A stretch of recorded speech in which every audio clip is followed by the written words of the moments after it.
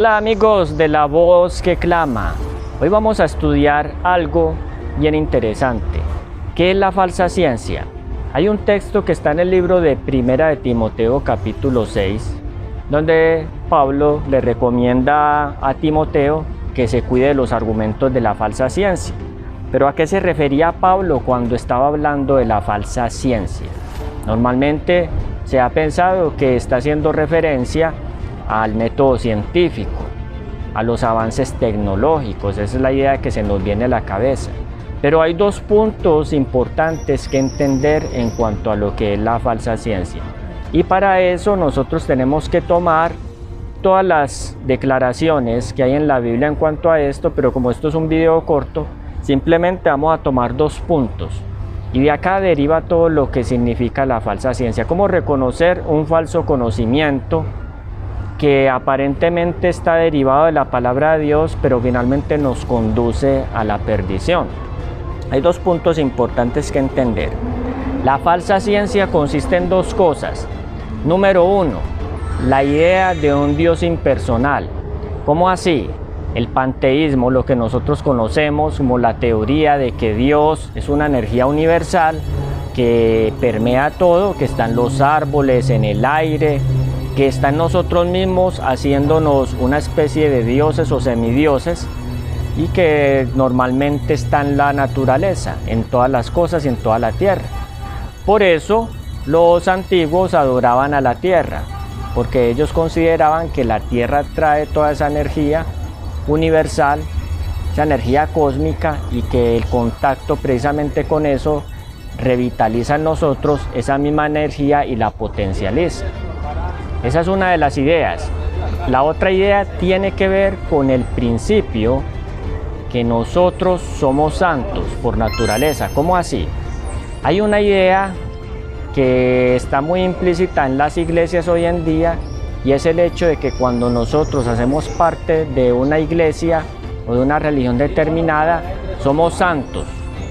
Eso nos hace santos. Por lo general, la gente, cuando tiene esta idea, maneja una doble personalidad en cuanto a su referencia religiosa. Pero para que no nos enredemos con esto, lo vamos a mirar de forma muy sencilla. ¿Cómo saber nosotros si estamos siguiendo la falsa ciencia? Partamos entonces de lo primero, un Dios impersonal. Si nosotros somos de las personas que normalmente hacemos algo, sea que lo consideremos bueno o malo, pero no consideramos que eso lo está viendo Dios, y pensamos que no pasa nada si mentimos, si robamos y nadie nos ve, si codiciamos, si hacemos alguna de estas cosas, probablemente es que tengamos la idea de que Dios no nos ve, y creemos eso porque aunque pensamos que Dios, sabemos lo que la Biblia dice acerca de Dios como persona, finalmente nos interesa hacer lo que queremos, lo que deseamos, y ante eso, pues qué importa si Dios ve o no ve. Finalmente llego a pensar que Él no ve, y si Él no ve es porque no es una persona. En el panteísmo, Dios precisamente hace parte de cada parte de la naturaleza, pero no es el creador.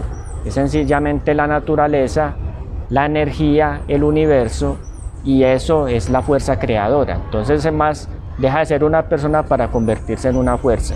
Hoy en día hay una discusión muy grande en cuanto a la personalidad de Dios, especialmente con relación a la tercera persona de la divinidad. Es algo que se está discutiendo mucho últimamente, porque finalmente se está llegando a la conclusión en muchos círculos cristianos y adventistas con respecto a la personalidad del Espíritu Santo, traduciéndolo como que Él es precisamente eso, una fuerza, una energía creadora, un poder que revitaliza, que vivifica, pero que nada tiene personalidad como tal. Entonces, para algunos el Espíritu Santo no es otro que la persona de Cristo, y para otros es sencillamente una fuerza, una energía derivada del Padre y del Hijo, y para otros el Espíritu Santo es la misma deidad en su conjunto y sencillamente es una energía. Entonces ahí nosotros podemos encontrar ideas panteístas que se están introduciendo precisamente en los círculos cristianos.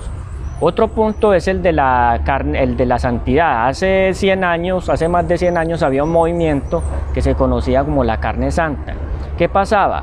que las iglesias a principios del siglo XX comenzaron a practicar una especie de adoración donde utilizaban una serie de instrumentos musicales con una combinación que hacía precisamente que durante los cultos de adoración se estimulara una emoción, una excitación, un deseo o una sensación de algo superior que controlaba precisamente a las congregaciones.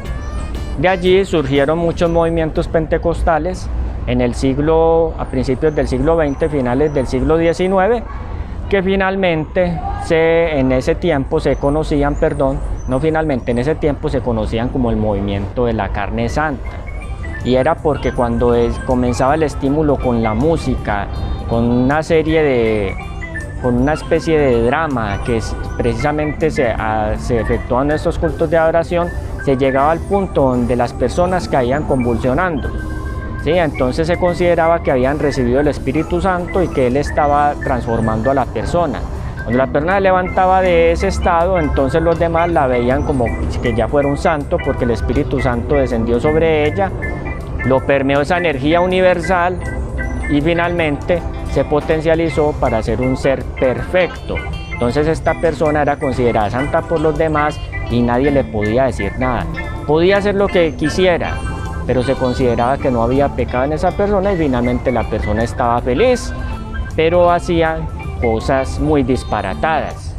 Cometían actos malvados porque pensaban y daban rienda a sus pasiones y a todo lo que ellos querían, a todas sus complacencias, porque pensaban que eran santos y los demás lo aceptaban. Un gran parecido con lo que sucede hoy en día. Tal vez en nuestras iglesias nos sintamos escandalizados cuando vemos, por ejemplo, videos, imágenes de congregaciones donde les tanta la emoción que comienzan a convulsionar y hay un descenso aparente del Espíritu Santo y comienzan a hablar en lenguas y hacen un montón de cosas. Pero no nos damos cuenta que muchas veces podemos tener esa misma idea entre nosotros. ¿Cómo así? En nuestras iglesias hoy en día se estimula el uso de una música que no corresponde con la adoración.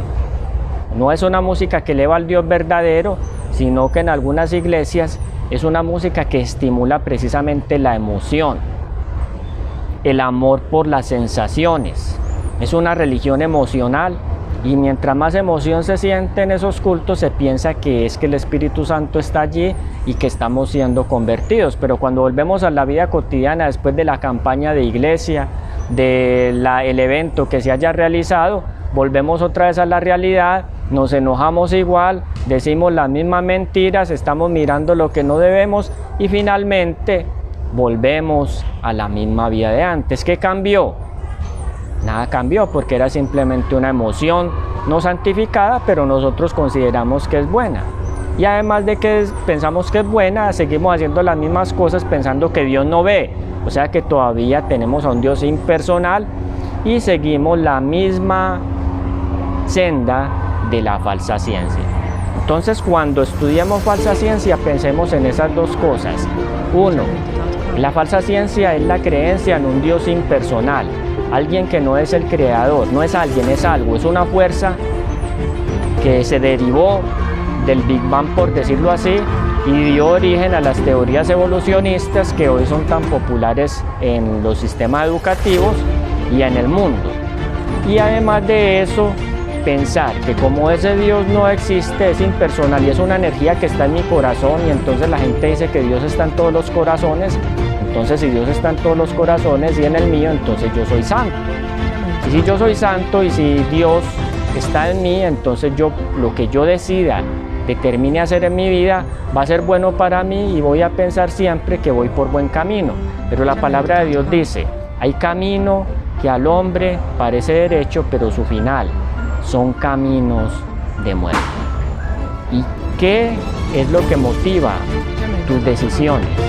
¿Realmente tienes en cuenta a Dios en todo lo que piensas y haces? ¿O simplemente te limitas a hacer lo que crees porque piensas que finalmente Él no tiene ojos ni oídos ni va a decir nada? Esa es la idea. Te lo dejo para que reflexiones sobre eso y te deseo muchas bendiciones de parte del Señor.